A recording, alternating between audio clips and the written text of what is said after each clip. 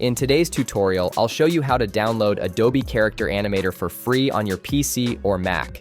If you've ever wanted to bring your characters to life with real-time animation, this is the perfect tool for you. Let's get started.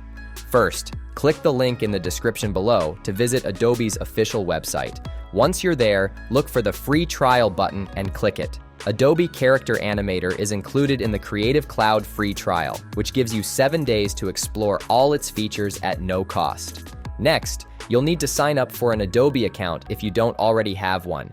Enter your email address, click Continue, and fill in your personal details and payment information.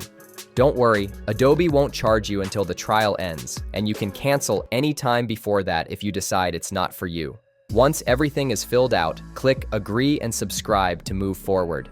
After that, Adobe will prompt you to download the Creative Cloud desktop app. Install it on your PC or Mac, then log in using the same email address you just signed up with.